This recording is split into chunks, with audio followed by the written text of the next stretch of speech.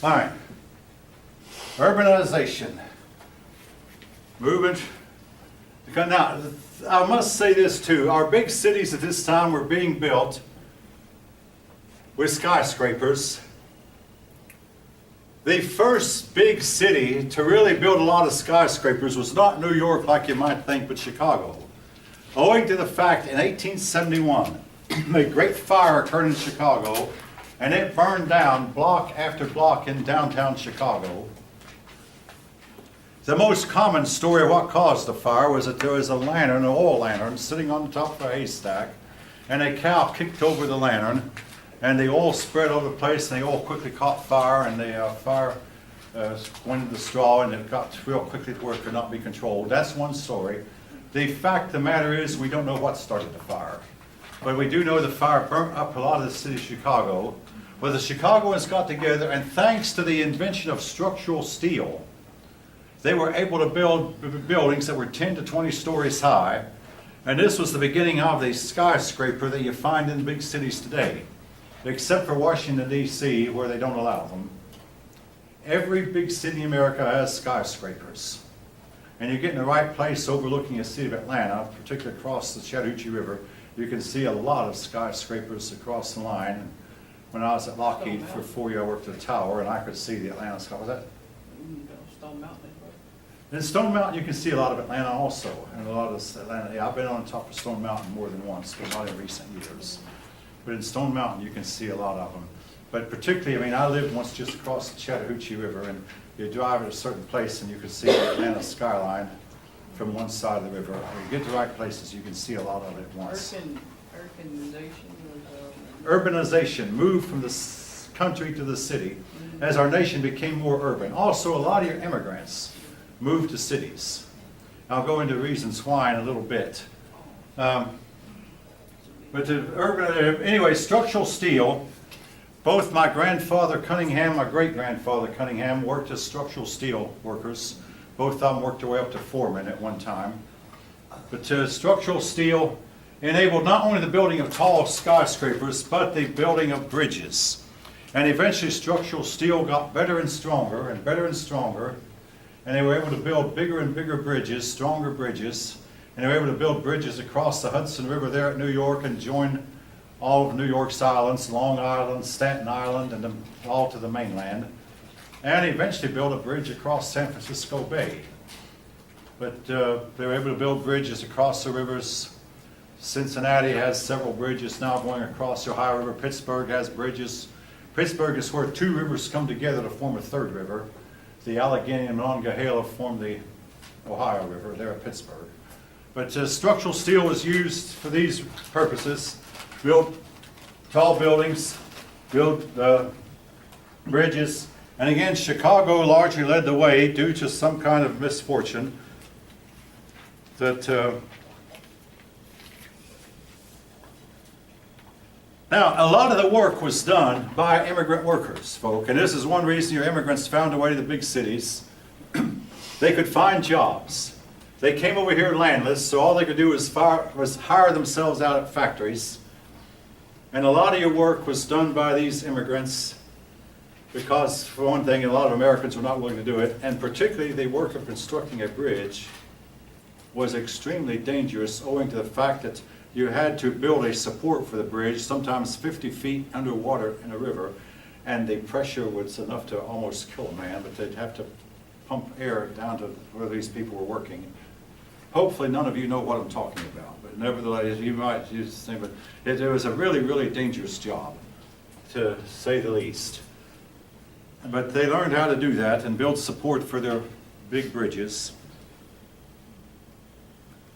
Now, with the rise of the factories, there came strikes. Now, on a somewhat of a personal note, it's on the 1870 census.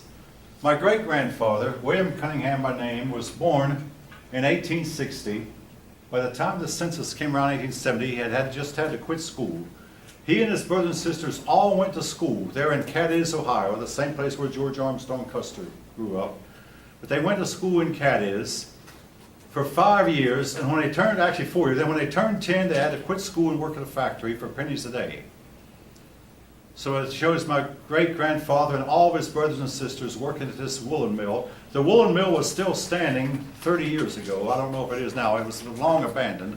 But there was a factory, and young boys and young girls would work at factories, and the factory owners justified, well, they'd work if they're on a farm, they'd work on their parents' farm. There was somewhat of a difference. A kid who's working on his parents' farm is actually working somewhat for himself, because someday his parents will be gone and he might get the farm. But nevertheless, the factory owners didn't see it that way. But they'd work these boys and girls 8 and 9 hours a day, and in some cases young women also. Generally, your married women did not work that way, but unmarried women did. Well, a lot of the workers decided they wouldn't take this anymore, and they went on strike. I mentioned the Great Railroad Strike, where Hayes called out the Army to break it up. The union that was formed, now this does not mean American Football League, folk. This is the American Federation of Labor, or AFL, stands for American Federation of Labor. At one time, they hoped that they would be a representative of all the blue-collar workers in the country.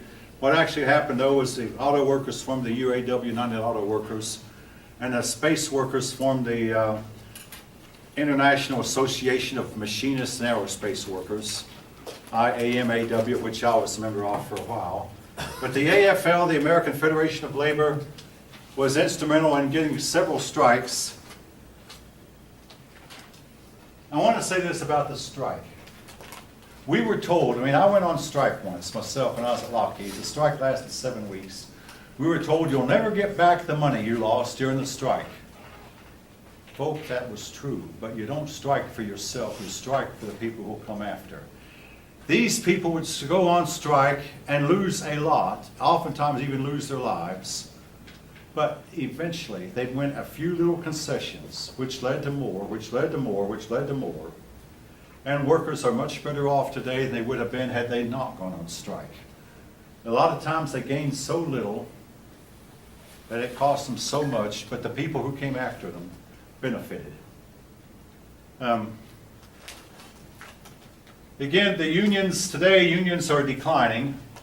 Most of you in the sound of my voice right now will probably never join a union.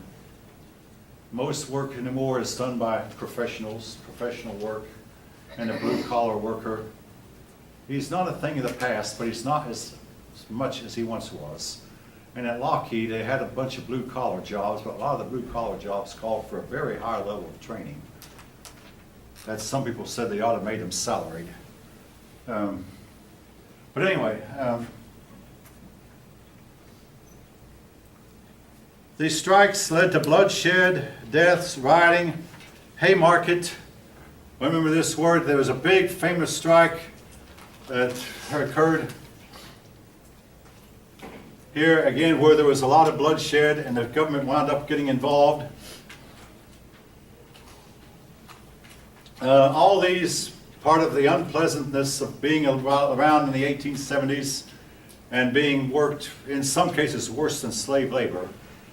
And folk, during the slave debates of the 1850s, when the southern slave owners said, our slaves are treated better than your northern factory workers, in a lot of cases this was true. The slaves actually were better fed, better clothed, better housed, and received better medical care than northern factory workers. In far too many cases, this was actually a fact. But the northern factory worker, but the difference was a northern factory worker could leave any time. The slave could not, but a northern factory worker could pack up and move west, and a lot of them did. Professional baseball teams came on the scene. Now, the very first professional team was the Cincinnati Red Stockings. I want to say this about baseball. Believe it or not, it's still my favorite sport, even though I've not been to a big league ball game since 2000. But I used to coach softball, which is related to baseball. Baseball, from my research on it, is believed to come from a sport in Europe called town ball. Town ball is a game that was played by Europeans in the 1300s where they take an old sock, and stuff it with rags and then try to hit that sock with a stick. Then again, I don't know what they did when they hit it with a stick, whether they started running bases or what, but it's believed that the game of town ball paved the way for baseball. It came later. But the first baseball game was played in the United States in Cooperstown, New York. That's why the Baseball Hall of Fame is in Cooperstown today. It was played, I believe, in 1829. The game was a lot different from today in that the ball they used was about the same size as the ball we use today, but it was much, much softer. They didn't know how to make a hard ball. It would not fly as fast, would not fly as far. And the baseball uniforms they wore then looked today more like football uniforms would today. These men protected themselves because it was looked on as being a dangerous sport. But anyway, someone once said baseball will never involve paid players because pay would ruin the game. But nevertheless, in 1869, the Cincinnati Red Stockings paid their players. The players made less than factory work, except they had one big star player who made as much as a factory owner, I mean, not a factory, but as much as a factory boss might make, a foreman. But the rest of them were paid less, but they paid their players. That way they could pick their players. The Cincinnati Red Stockings went undefeated till they went to Brooklyn and played a hard-fought game at Brooklyn, but the Brooklyn team that was unpaid defeated them, finally. They only lost that one game, and in the first year, they did not lose any games. Again, nobody could compete with them. Now, a lot of people don't know this, but the Cincinnati Reds of today are not the original Cincinnati Red Stockings. The Cincinnati Red Stockings moved to Boston and became the Boston Red Sox. As for Cincinnati, they formed another team, which they called the Cincinnati Redlegs. Today we call them the Cincinnati Reds. But the oldest team, really the oldest team, is the Boston Red Sox. First professional team. The word professional means you pay your players. That's what separates professionals from amateurs. Someone recently pointed out baseball might have been an ideal sport for the days before the air conditioner. So what really destroyed baseball was the air conditioner. In the days before the air conditioner, summers got really, really hot. And persons just could not work in the heat, so they take the afternoon off and go watch a baseball game. By the time the ball game was over, things had cooled down enough to where they could go out in the fields and do their work. Be that as it may, I do know that the air conditioner was not in widespread use when I was a kid. Today it is. We have a central unit in our home, which we use often. And one time or a couple of times our central unit has failed, including last summer. And we can tell that one time, though, the central unit failed and I couldn't get anybody to come out. So I took the kids and we went to a movie one time just to get somewhere where it was cool. But I just couldn't get a repairman to come out, and finally I got one. Come out and look at it, but last summer ours failed again. We got a man to come out this time. But anyway, Cincinnati, first professional ball team. A lot of persons would watch the games. Baseball was our #1 sport for many, many generations. Today, it isn't. I would say football has taken the place of it, but baseball is still popular, but not as popular as professional football is. Now, if you think differently, I won't argue with you. You can say so. Baseball began to decline in popularity at about the time I was a kid, in the early 1960s. America was moving in. Baseball was a slow-paced game, and it became slower. Now, at one time, folk, the pitchers would get the pitch and wind up and throw it right away. Games would last an hour and a half. Then the pitchers would take forever to throw a pitch. Walk around, signal to the catcher, look at the manager, walk around some more. They've got a new rule in baseball this year. The pitchers only have, they have I believe, a 20-second clock. They've got to get their pitch off within 20 seconds. I don't know what the penalty is if they don't. Anybody know? I don't know. They're trying to, and also to speed up the game, they're saying that if a pitcher wants to walk a batter, he can just signal the umpire, and the umpire will tell the batter to walk to first base, rather than make the pitcher throw 4 balls. That's supposed to speed up the game. Now they do this in softball, or at least they did when I coached. If you wanted to walk a good, really good batters up, and the bases are pretty well full up, and a good batters up, well, of course, the bases are filled, you don't want to walk that batter. So if you really don't want to pitch to a really good batter, you can signal the umpire, and the umpire will tell the batter to go to first. All right. And I'm surprised in my morning class, some people acted like they never heard of this. This is not a person, folks. This is a bunch of laws the South had. All right, any of you know what they were for? Jim Crow laws. What's that? They were racist laws designed to keep the African American in his place. Designed to make sure he didn't vote, designed to make sure he did not hold office or serve on juries, and designed to keep him from making trouble, protesting, organizing into unions or whatever. The Jim Crow laws, designed to, they were racial laws that only were seen in the South, even though I will say the North was every bit as hypocritical as was the South when it came to racism. In fact, even more so. And being a Northerner, I'll say this. When the race riots broke out in the 60s, they started in the southern cities. But when they hit the northern cities, they hit the northern cities with a fury. Harder than they ever hit the southern cities. Here's why I think it was. You can respect a man when he tells you outright he's racist. Okay, you know which side he's on. But when a man pretends he's not racist, but he really is, you hate that kind of man when you find out what he actually is. The northern people really were racist underneath, but they pretended that they weren't. And when the race riots broke out, they'd criticize, blame it on your conservative southern governor, blame it on your racism. Then they hit the northern cities. Newark, New Jersey, Middletown, Ohio, Cleveland, Ohio, Detroit, Michigan, hit them with a vengeance. Anyway, all this was going on at the time. The black man was promised a lot as a result of the Civil War. He did not get all that he was promised.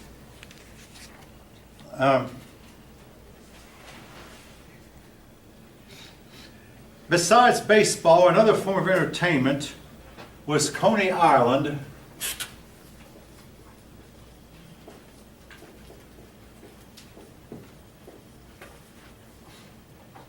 Coney Island, your books describe, I think it says more than 1 million people visit Coney Island every year. It was a place where that you could go to find Ferris wheels. Ferris wheels, by the way, was named after the man who invented it, a man named Ferris. You could ride Ferris wheels, you could ride roller coaster rides. At first, the roller coasters were made out of wood, and until recently, the park nearby, Six Flags, still had a wooden roller coaster ride, which I rode 20 or so years ago. Today, I won't ride the rides.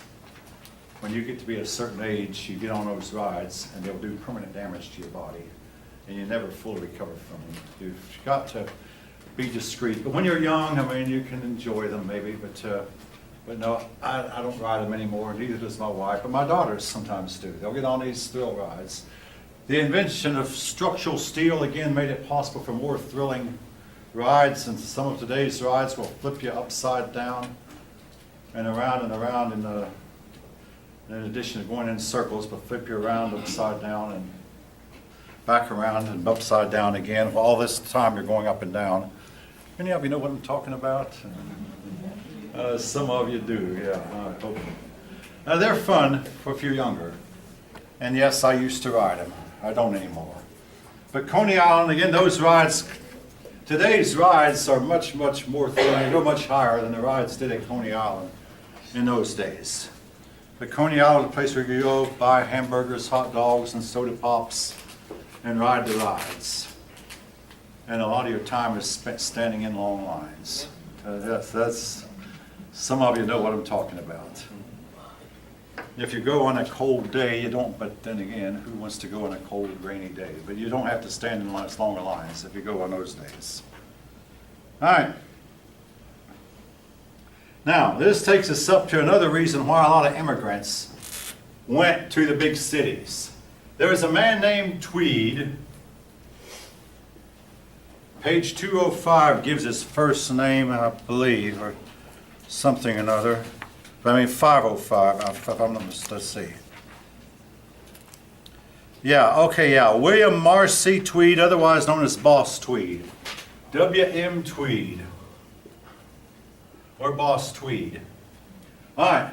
Basically, what Tweed did in a nutshell, when immigrants came over, they didn't understand the language, they had no job, they were pretty much flat broke.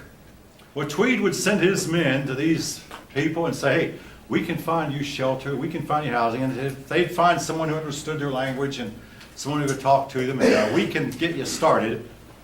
In turn, Tweed would see that these people became citizens, and they were expected to vote for him. He was a Democrat.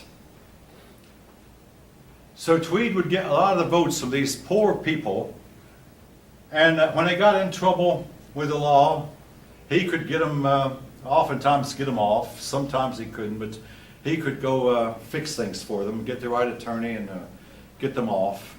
Again, he could do a lot for them, and the people really would appreciate what he'd do. But here's the bad side of it. I mean, what was wrong with helping poor immigrants? In and of itself, nothing. But he knew he had every election he was in sewed up. There was another problem with Tweed. It's a famous saying, as long as I count the votes, he was counting the votes because he controlled the party machinery. And he knew he was going to win the election whether he won it or not. Then once elected, he felt like, well, hey, I'm not going to lose, so he could pocket the people's money. And there was a famous cartoon about the Tweed ring. The cartoon, who stole the people's money? 'Twas him. He would take tax money and use it for his own personal use, or put it right smack in his pocket, which was illegal. The Tweed ring, or Tammany Hall, or another name for his own organization was Tammany Hall. Tammany Hall does not exist today, but it was around for a good many years. It was known for its corruption. Now, eventually Tweed fled the country for a while, but he was, I don't know how he got back, but he was hunted down. He spent the last years of his life in an American prison. He got away with what he was doing for the longest of time, but eventually caught up to him. Now, about vote counting, folks, I have a first cousin who was convinced that he won the election, which he lost. He went to the state attorney general, the state of Kentucky, and the attorney general told him there was probably nothing to be done, even though the attorney general knew that the election probably was stolen from him. Right this minute in Georgia, there's a move on to get Georgia to revert back to the old printed ballot, where you put your X's on a printed ballot rather than put them on a machine. It is believed that our machines are computers, and these machines are believed to be able to be hacked. Now, if any of you know differently, your input is welcome if you know, but this is, I'm telling you what, as best I understand it, a lot of elections are suspected of being stolen.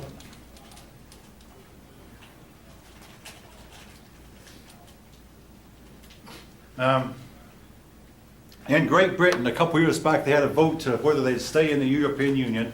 They voted out of the Union. But some people believe, all right, here's the catch.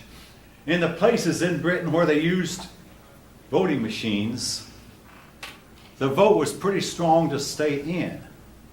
But in the places where they used paper ballots, they had several people looking at each ballot at one time. In other words, a bunch of people volunteered. No pay. They volunteered to check the ballots. They couldn't check the machine ballots. The paper ballots were overwhelming in favor of leaving the Union, called Brexit. In other words, Britain exit. Brexit. Britain leaving, the exiting. Well, make a long story short, some people believe that the election would have been rigged and if everybody had been voting by machine. But most of the British people voted by paper ballots when the votes were counted. Most carefully, it was a close vote, but Britain voted to leave the Union. A lot of persons suspect that the votes from the machines were hacked. But it wasn't enough to keep Britain in the Union. Now, again, I might not should have said this because I can't prove what I can prove that I heard it.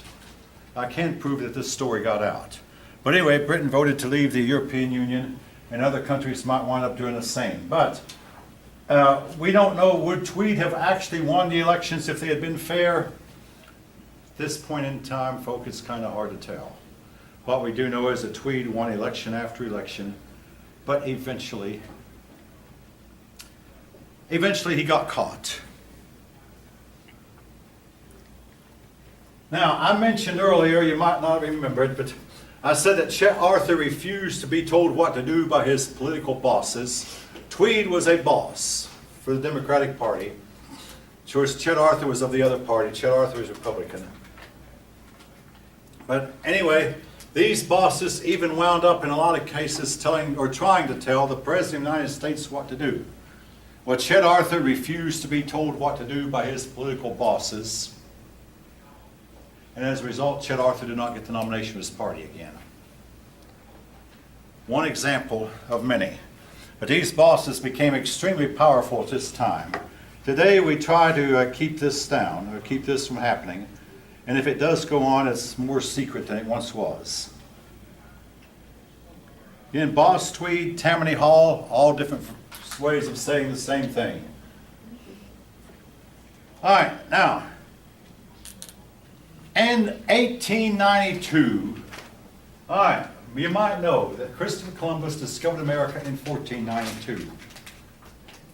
In 1992, we celebrated the 500th year of it. But this celebration was subdued because by 1992, Christopher Columbus was looked on as being a racist and a mass murderer. I'm not sure that either charge is really justified. I mean, after all, it looks like the Indians drew the first blood in the murders. But be that as it may, and Christopher Columbus certainly did not intentionally spread germs to the Indians. This was a sheer accident on his part.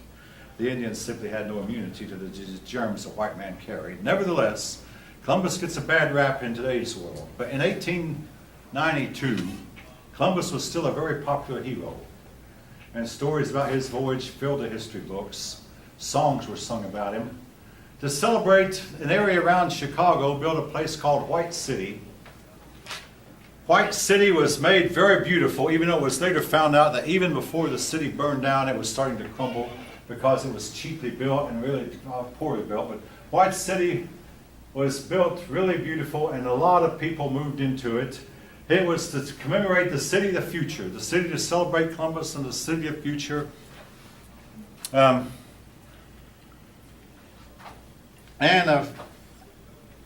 had a lot of conveniences that other places did not yet have. But it crumbled. An economic downturn occurred shortly after that, the biggest economic downturn in history. And White City quickly went under. A bunch of people who were poor moved into the area, and they began to vandalize and terrorize the people of White City until they forced them to leave. And finally, the man who had built White City said, "I wish someone would burn it to the ground." He could not police out the gangs. Well, I wouldn't call them gangs in the modern sense, but he could not police out the people who had moved in, tearing it up. Well, someone finally did set the place on fire, and the White City burnt to the ground. And nobody seemed sad to see it go. It was in the midst of a big economic downturn. We remember it, though, as an attempt to bring the future to now. And again, nobody knows what the future is. And it turned out, like I say, the city was not only, it wasn't built fireproof, but it was also very poorly constructed. It was actually crumbling before it finally burned. White City in Chicago, built to commemorate Christopher Columbus. All right. Now, this is the part that I pretty well guarantee some of you might find offensive. Come to the last part of the chapter, socialism and Eugene Debs. Eugene Debs.